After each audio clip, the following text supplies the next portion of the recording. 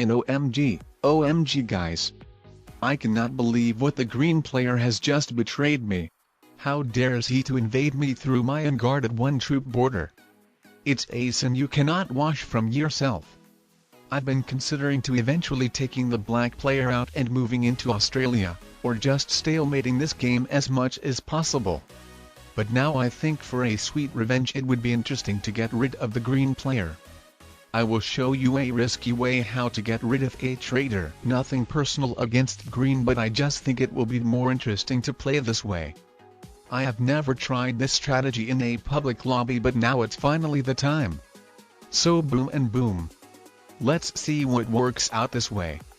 I have put everything into the white player's will.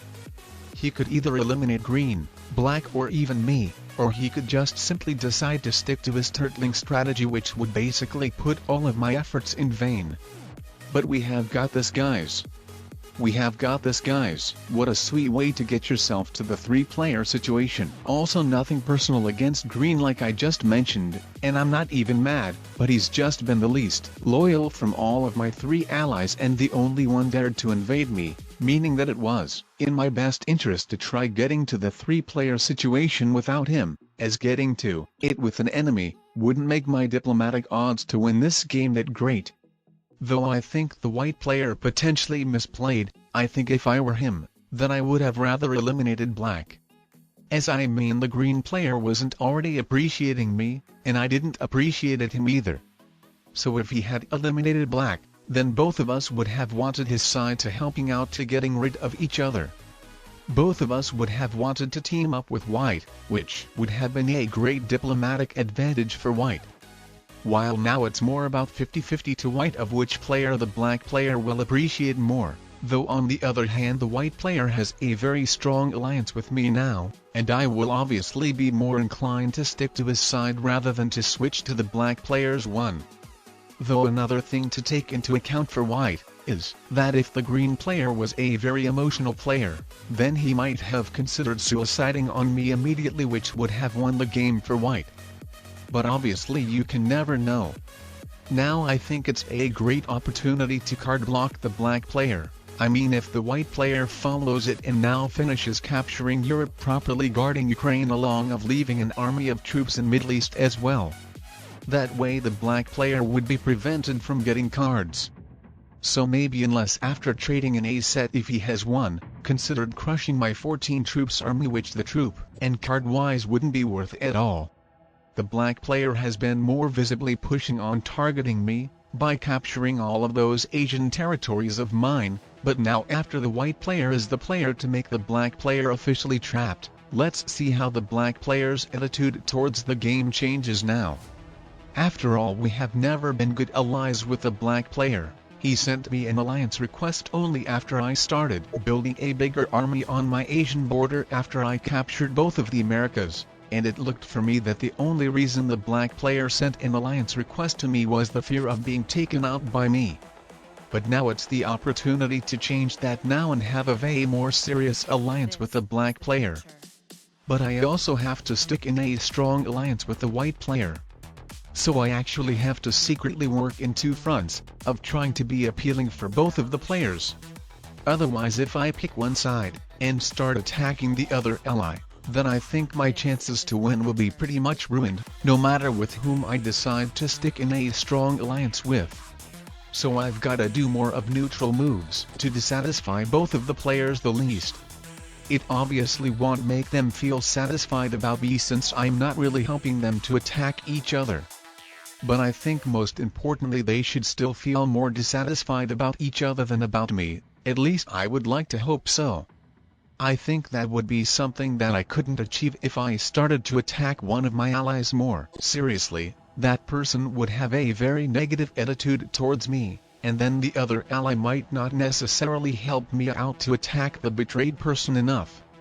I think I could only attack more freely if I was playing in a sub-game with a player who always play to win, but even then the diplomacy could matter a lot. And it always sucks when you're the player who gets targeted the most, and no matter how hard you try to change that, one of the players still doesn't switch towards your side.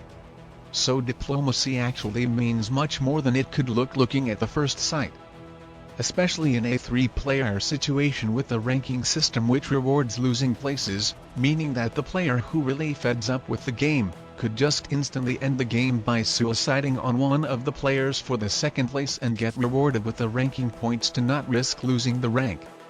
So if any of those players' priority is in rank, which will be in the most cases when it comes to the public lobby games, rather than always play to win or just have a great game of Risk in general, then I think it really makes you play cautiously and think twice before making any move. Anything what could really lead of another player getting very mad on you, could instantly lead of that player suiciding on you. And most of the players playing to increase their rank without necessarily caring to win. And I think a lot of players in general, just think that that person on who they suicided, totally deserved that. If I had to make a phrase, then it would probably sound like that. Quotation marks open. Like suiciding is very bad and I really hate when someone suicides on me, but that person on who I suicided is a total moron and fool, he totally deserves that for sure. I'm definitely not like other suiciding players, I had a good reason. Quotation marks close. I think this is how most of the people feel about that, judging by my experience. But generally it's really about your own perception and attitude, the way you interpret your opponent's decisions. Your opponent could have absolutely different thoughts in his mind of what he's doing, versus what you actually think his idea is. Also, while you think what your opponent is the biggest moron, he himself could think that he's playing very reasonably, or he could even think that the biggest moron in the game is you.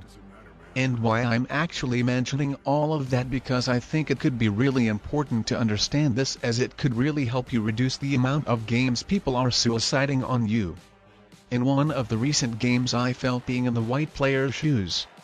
No matter who I attacked or didn't attack, getting to the situation when both of my opponents finally gotten to be in a strong alliance, I couldn't do anything.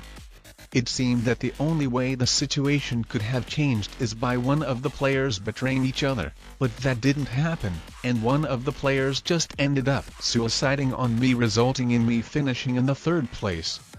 So I'm trying to learn from that game and apply that experience here. First of all, what I realized I did wrong in that game is that after attacking one player with another one for some turns, I was switching to another player's side and then attacking the player I was teaming up with, and then sometimes when I was getting much stronger, attacking both of them at once.